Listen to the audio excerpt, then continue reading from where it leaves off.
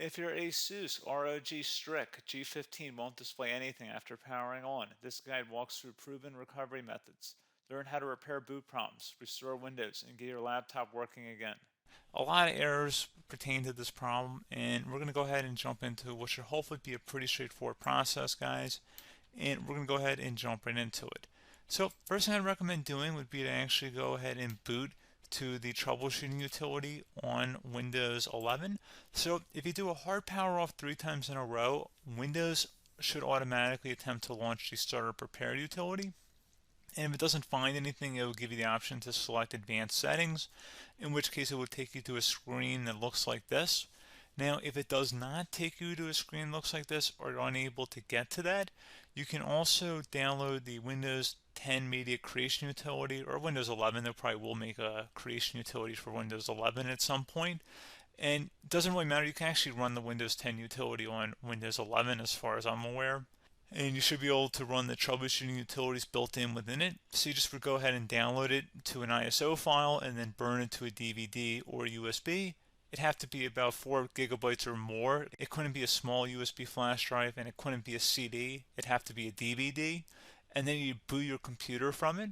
So depending on the computer manufacturer, you'd have to tap a different key on your keyboard in order to launch that menu, in order to select what boot drive you want to go off of. So it could be anything between the escape key, F2, F8, F12, for example. And those are the function keys on the top of your keyboard. So you may have to just do a little bit of trial and error. Shouldn't take you more than a couple minutes. Googling it would probably be best before you even begin. But anyway, we're ready to go ahead and jump right into it. So we're on the choose an option page. So these will look very similar whether you're booting from it directly within Windows itself, or if you're plugged in a USB flash drive with the media creation utility installed and you selected the recovery option. So when you are setting up your Windows 11 installation or Windows 10, depending on the drive you're using, there should be an option to repair your computer in the bottom left corner of the dialog window, one of the first screens that comes up. You go ahead and select that, and then it would take you to a troubleshooting screen like you see here. And you want to go ahead and select troubleshoot, reset your PC, or see advanced options. And then there are going to be a whole bunch of options in here that we're going to explore in today's video. The first one, we're going to actually go underneath advanced options and then select startup prepare, fix problems that keep Windows from loading. So go ahead and select that first.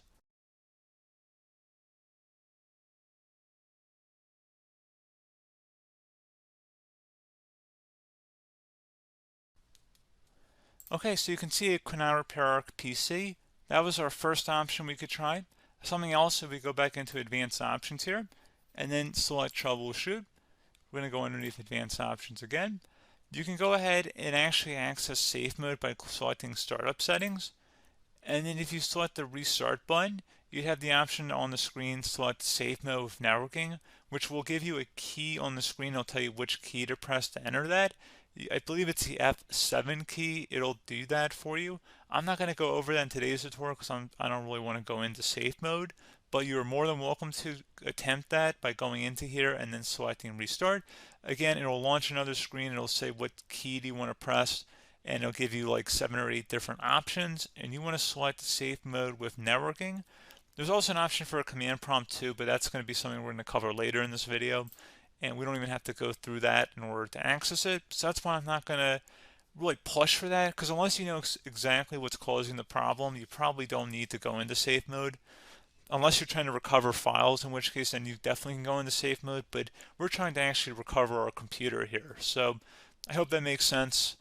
Something else we can also try here as well would be to uninstall updates, remove recently installed quality or feature updates from Windows. So if you go ahead and select that, you can uninstall the latest quality updates, which generally is the more day-to-day updates. Feature updates are the less regularly released ones, like the big ones.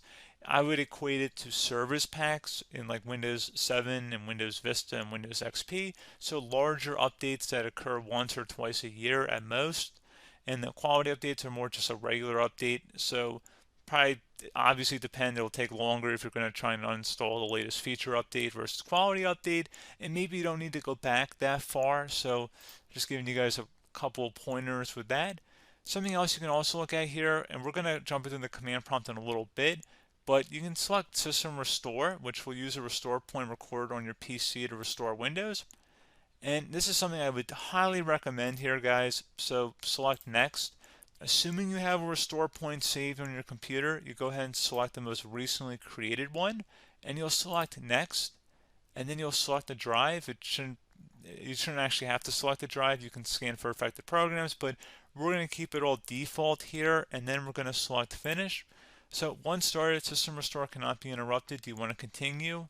I think we're going to select yes. I don't think we have anything better to do on our computer right now, so just give it a moment here to initialize. It will take a couple minutes to run, obviously depending on how large your hard drive is and how much is saved on the System Restore point.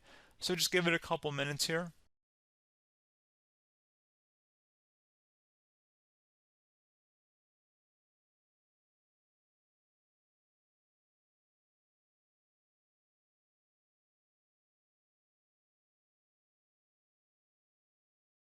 Okay, so you can see the system has been restored successfully. We're going to go over a couple different methods in addition to that if that did not work. So I'm just going to pause the video and we're going to start back on the recovery screen that we started with. Okay, so a couple other things we can try here too. If you go back into troubleshoot, you can select reset your PC, while you choose to keep or remove your personal files and then reinstalls Windows. You can select to keep my files, which will remove apps and settings but keeps your personal files. You can also select remove everything, which will remove all of your personal files, apps, and settings. So this is more of a factory reset, this second option here. First option, it should not delete all of your personal files. However, it will pretty much clear most of your programs, and keep in mind, there's no guarantee that your information, number one, is even still available and easily recoverable on your computer to the point that you actually would be able to recover anything. And the second point is that there's always a chance that it won't actually recover and it will just do a factory reset anyway. So there's no guarantee that actually would keep your files anyway. So I would recommend trying to get a recovery tool and backing that up first before selecting it anyway. But again, those are a couple different options. And then something else you can try here, if you go back to the choose an option. Another option, if you go underneath choose an option and select troubleshoot, advanced options, and now select where it says command prompt. Okay, so the first thing we should do is type our main hard drive here. In most cases, it should be the C drive. So you just do a C colon and then hit enter on your keyboard. So once you're underneath the C drive, we're going to type in dir and then hit enter on your keyboard. It should have program files, users, and Windows all in there. That's how you know you're in the right directory.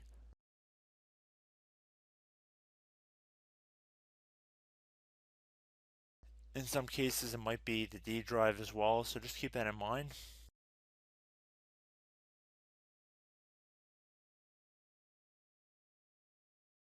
Next thing we're going to do is type in cd space / Windows / system 32 / config,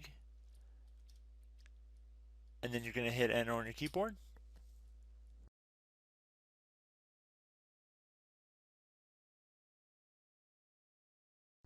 So now you're going to type md space backup. If you've seen other tutorials, it might also say to put down md backup. That's because the backup name is pretty common when you want to back something up. So you can name this whatever you want, doesn't have to be backup. So if you've already made a backup folder in the past, you could do backup 1, for example. So once you're done setting the name you want the backup to be called, hit enter on your keyboard again.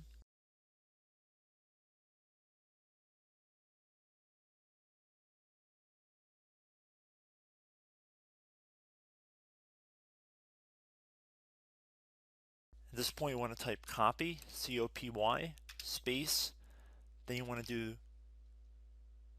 the star symbol above the 8 key, then do a period or a dot, whatever you want to call it, then another star sign, and then another space, and then type backup, and then hit enter on your keyboard.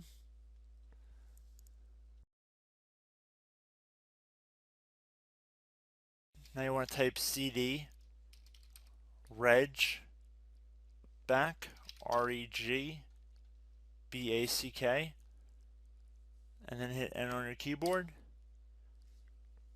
So now that we are under the reg back, so now you want to type dir again, and then hit enter.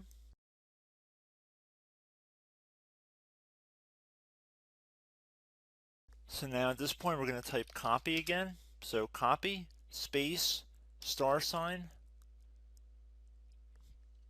dot, another star sign, space, and then 2 dots.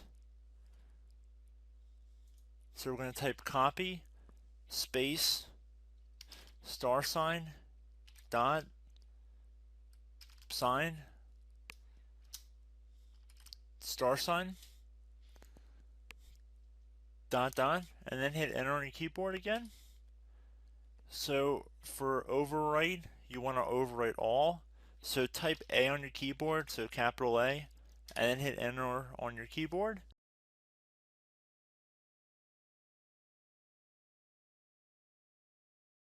So at this point you should be good to go. You can close out of the command prompt window, and if you accidentally continue to Windows 10 you should be all set. So I hope one of these 3 or 4 different methods we went through in this tutorial helped you guys out. Again, I'm not sure if you guys heard me earlier, but try to go back into your safe mode if possible and uninstall any programs you know might be conflicting with the Windows startup if you can get into safe mode. So just keep that in mind. Something very simple like that could be blocking up everything. So again, I hope this tutorial helped you guys out, and I will catch you in the next tutorial. Goodbye.